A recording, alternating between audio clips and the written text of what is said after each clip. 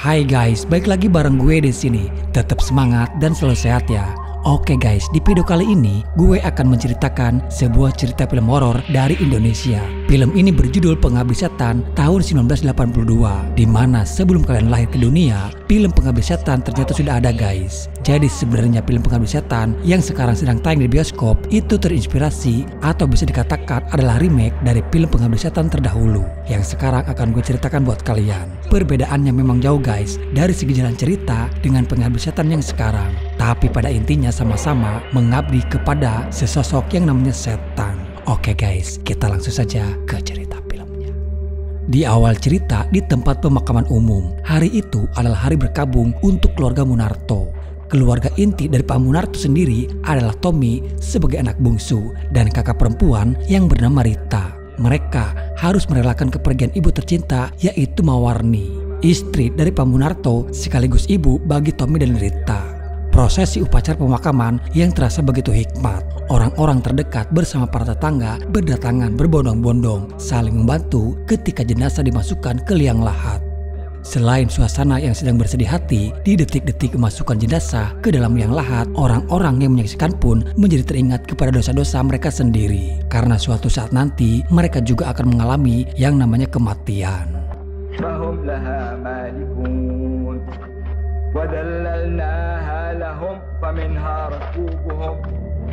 Setelah prosesi pemakaman selesai di malam hari, entah kenapa di dalam rumah kini suasananya tidak seperti biasanya. Aura mistis begitu terasa. Dan tepat di jam 12 malam, Tommy sedang tertidur lelap di kamarnya.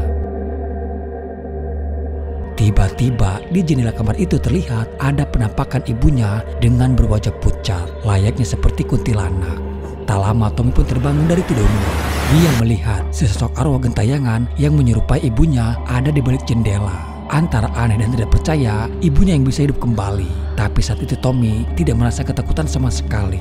Justru dia malah mencoba untuk menghampiri dan mengikuti lambaian tangan panggilan dari arwah gentayangan ibunya. Di lain sisi Rita melihat Tommy yang sedang berjalan sendirian di luar rumah.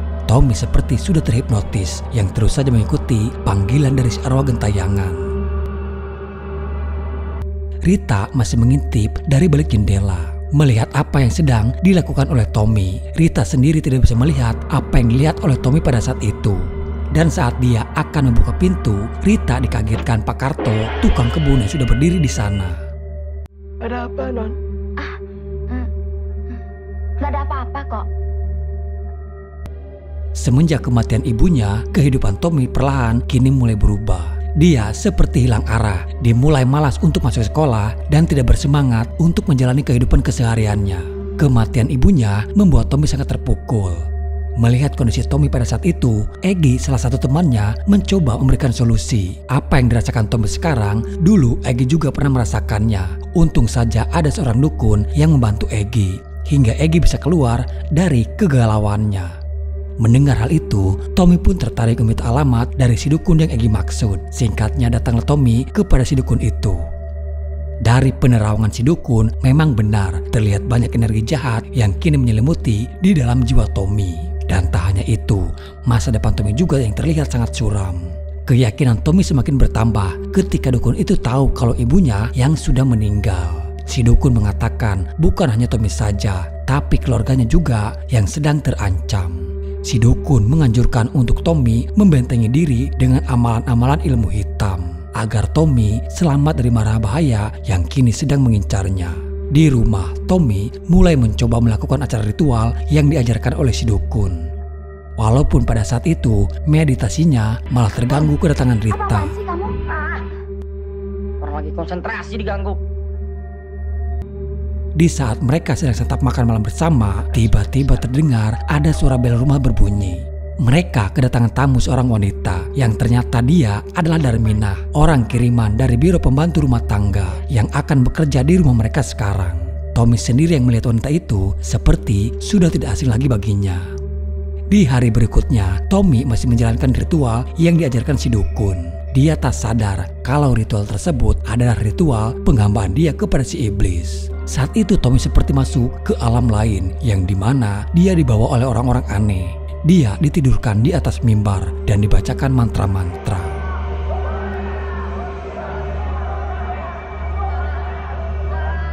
Tapi untung saja ayahnya dan Mang Karto mendengar teriakan Tommy di kamar.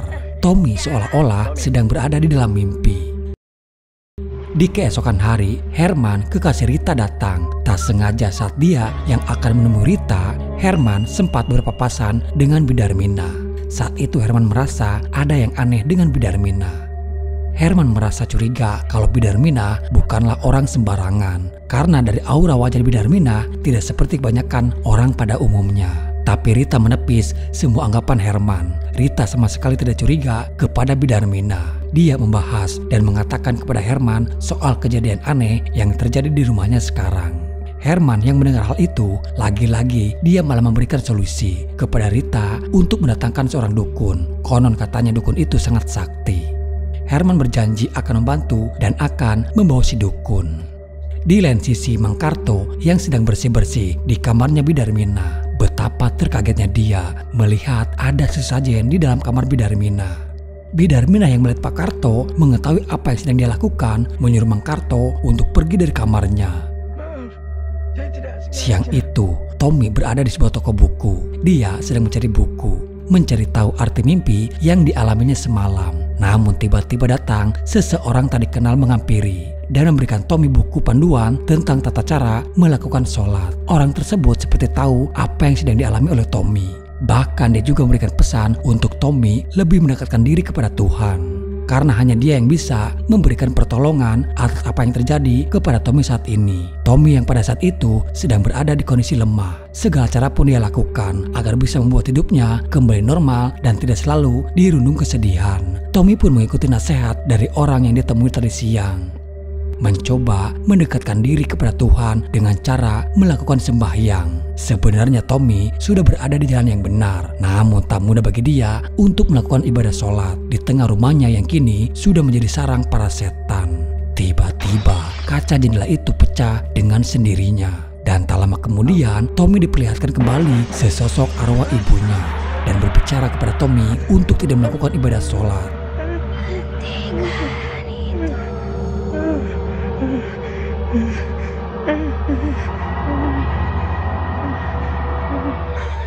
Sementara Mang Karto seperti biasa di setiap malamnya yang selalu jaga ronda. Entah kenapa di malam itu dia merasa berbeda, tidak seperti malam-malam biasanya. Mang Karto melihat pintu gudang yang terbuka. Mang Karto lalu menghampiri untuk memastikan semuanya aman terkendali. Tapi justru di dalam gudang lampunya yang bergerak dengan sendirinya. Padahal di sana tidak ada siapa-siapa. Pintu gudang yang tertutup dengan sendirinya. Mang Karto mulai panik, berusaha menggedor-gedor dan membuka paksa pintunya.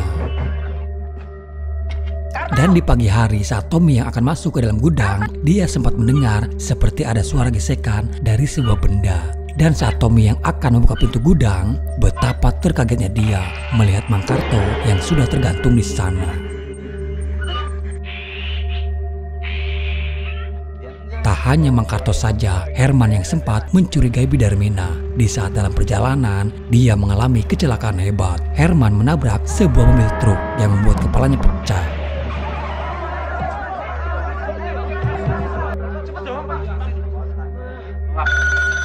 Dalam satu hari, keluarga Munarto harus kehilangan orang-orang terdekatnya.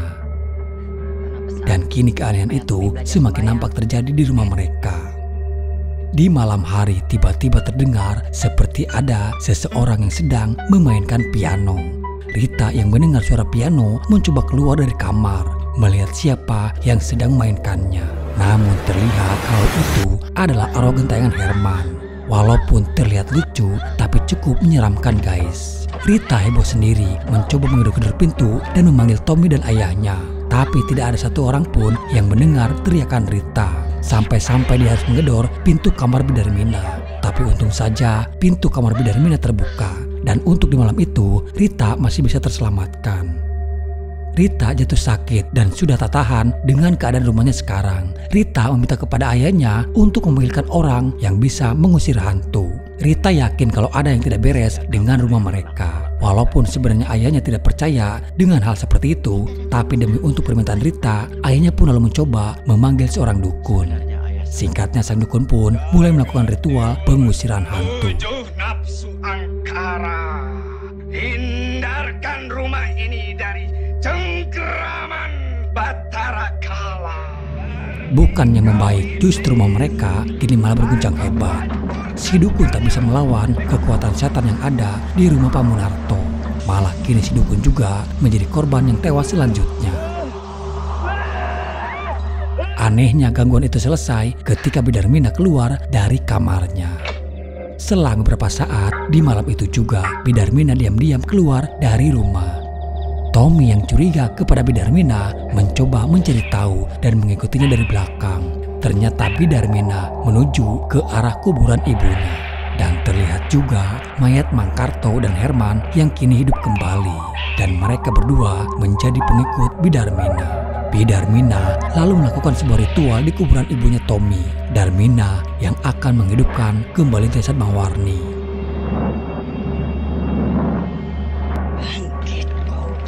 Mawarni. Tak lama kemudian keluarlah jasad Mawarni itu. Darmina ingin menjadikan jasad Mawarni sebagai sekutu bagi dirinya. Jasad Mawarni yang terlihat terbang. Namun mereka dikagetkan teriakan dari Tommy yang membuat jasadnya itu malah terjatuh kembali, guys. Setannya yang kaget karena teriakan dari Tommy membuat jasad Mang Karto kini malah yang memburu Tommy. Seperti biasanya, di saat lagi genting selalu ada saja permasalahan. Motornya yang tiba-tiba susah dihidupkan.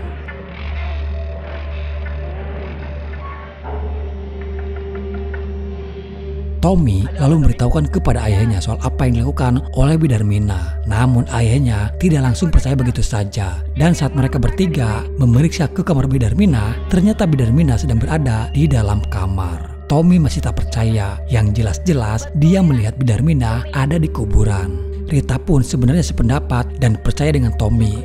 Dan untuk memastikan apa yang dilihat oleh Tommy semalam, Tommy mengajak Rita untuk menggali kuburan ibu mereka. Setelah beberapa saat mencoba menggali, tapi ternyata jasad ibunya masih utuh.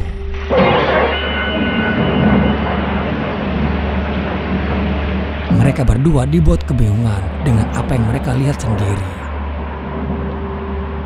Di saat tengah malam, di mana ayah dan Rita sedang tertidur lelap, justru di sini Tom mendengar ada seseorang yang memanggil namanya. Suara sesak napas yang tak asing lagi bagi Tommy. Dan tiba-tiba Mang Karto yang keluar dari dalam lemari dengan membawa pocong yang menyerupai Tommy sendiri.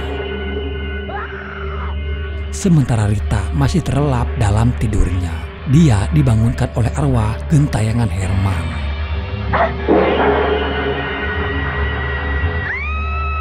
Rita mencoba berontak dan malah mengajak setan itu bermain bantal. Setan itu yang terkena pukulan bantal hampir saja terjatuh. Tommy masih berjibaku melawan setan Mang Karto. Dengan gagah berani, Tommy mencoba melawan Mang Karto dengan gunting kuku. Saat dia mencoba menikam Mang Karto, ternyata darah Mang Karto kini berwarna coklat, guys.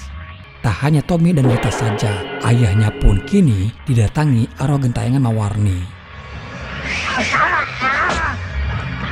Pak Munarto mencoba melawan dengan melempar apa saja yang ada di dekatnya. Tapi tidak semudah itu, setannya bisa ngeles. Antara Pak Munarto dan Rita sama saja, malah melawan setan itu dengan bantal.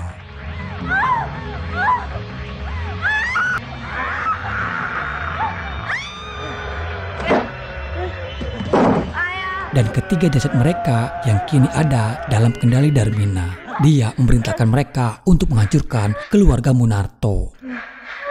Habiskan mereka. Kalian akan kubunuh dan akan kujadikan budak-budakku. Di saat Munarto, Rita, Tommy sudah mulai terdesak, datanglah pertolongan dari Pak Ustadz yang sudah berada di luar. Sebelumnya Pak Ustadz itu pernah bertemu dengan Tommy. Pak Ustadz tahu kalau ada sesuatu di dalam diri Tommy. Pak Ustadz meminta mereka untuk segera berlindung. Darminah tidak gentar dengan Pak Ustadz. Dia pun memerintahkan sekutunya yang dari para jin untuk melawan mereka semuanya. Agama adalah musuhku. Habiskan mereka. Pak Ustadz dengan para santri yang dibawanya lalu membacakan lantunan ayat kursi. Allahu la ilaha illa huwal hayyul qayyum. La ta'khudhuhu sinatun wa la naum. Dan tak lama kemudian dari lantunan ayat kursi, Darminah pun akhirnya terbakar habis. Setelah tragedi yang menimpa kepada mereka, Pak Munarto, Rita, dan juga Tommy kini lebih mendekatkan diri kepada Tuhan. Dan saat mereka akan pergi, terdengar ada suara klakson mobil.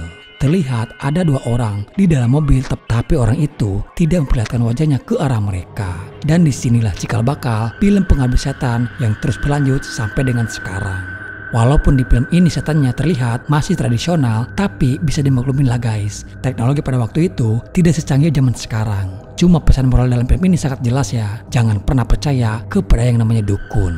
Dukun di sini bukan dukun pijat atau dukun bayi ya, tapi dukun yang so tahu dan ngaku-ngaku mengetahui hal gaib. Oke guys, mungkin sampai di sini dulu ya ceritanya. Semoga saja kalian suka dan terhibur. Sampai jumpa di video selanjutnya. Salam dari saya dan bye bye.